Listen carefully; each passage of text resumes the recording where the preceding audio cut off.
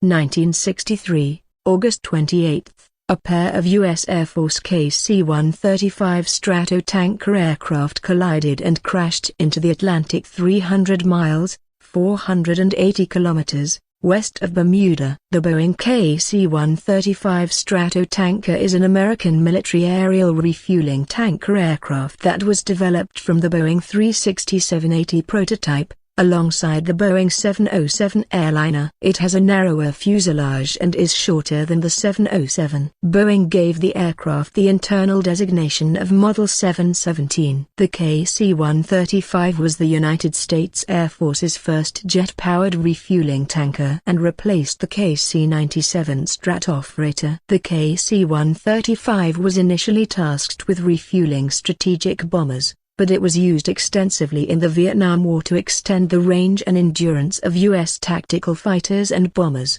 The KC-135 entered service with the United States Air Force, USAF, in 1957. It is one of 9 military fixed-wing aircraft with over 60 years of continuous service with its original operator. Starting in 1950, the Air Force operated the world's first production aerial tanker, the Boeing KC-97 Stratotanker, a gasoline-fueled piston-engined Boeing Stratocruiser, USAF designation C-97 Stratotanker, with a Boeing-developed flying boom and extra kerosene, jet fuel, tanks feeding the boom. The Stratocruiser airliner itself was developed from the B-29 bomber after World War II. In the KC-97, the mixed gasoline-kerosene fuel system was clearly not desirable, and it was obvious that a jet-powered tanker aircraft would be the next development, having a single type of fuel for both its own engines and for passing to receiver aircraft. The 230 miles per hour, 370 kilometers per hour, cruise speed of the slower, piston-engined KC-97 was also a serious issue, as using it as an aerial tanker forced the newer jet-powered military aircraft to slow down to mate with the tanker's boom. Like its sibling, the commercial Boeing 707 jet airliner, the KC-135 was derived from the Boeing 367-80 jet transport proof-of-concept demonstrator, which was commonly called the -80. The KC-135 is similar in appearance to the 707, but has a narrower fuselage and is shorter than the 707. The KC-135 predates the 707, and is structurally quite different from the civilian airliner. Boeing gave the future KC-135 tanker the initial designation Model 717. In 1954, USAF's Strategic Air Command, SAC, held a competition for a jet-powered aerial refueling tanker. Lockheed's tanker version of the proposed Lockheed L-193 airliner with rear fuselage-mounted engines was declared the winner in 1955. Since Boeing's proposal was already flying, the KC-135 could be delivered 2 years earlier, and Air Force Secretary Harold E. Talbot ordered 250 KC-135 tankers until Lockheed's design could be manufactured. In the end, orders for the Lockheed tanker were dropped rather than supporting 2 tanker designs. Lockheed never produced its jet airliner,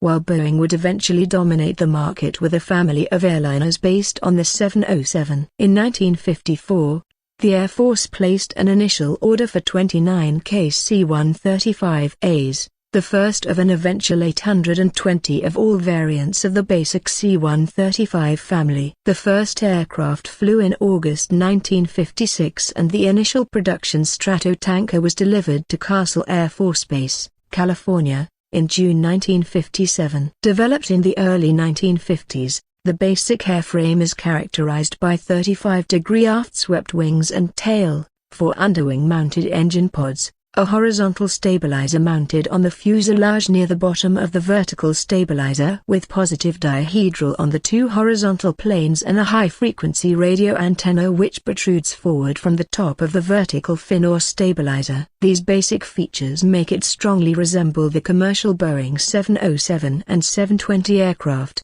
although it is a different aircraft. Reconnaissance and command post variants of the aircraft, including the RC-135 rivet joint and EC-135 looking class aircraft, were operated by SAC from 1963. 28 August 1963, USAF, KC-135A, 610322, collided in mid-air with KC-135A 610319, 300 miles, 480 kilometers, west of Bermuda, killing all 11 on board both aircraft. Some writers say that while the two aircraft did collide, there were two distinct crash sites, separated by over 160 miles, 260 kilometers, of water. However, the author of the Bermuda Triangle Mystery, Solved, 1975, Larry Cush's research showed that the unclassified version of the Air Force investigation report revealed that the debris field defining the second crash site was examined by a search and rescue ship, and found to be a mass of seaweed and driftwood tangled in an old buoy.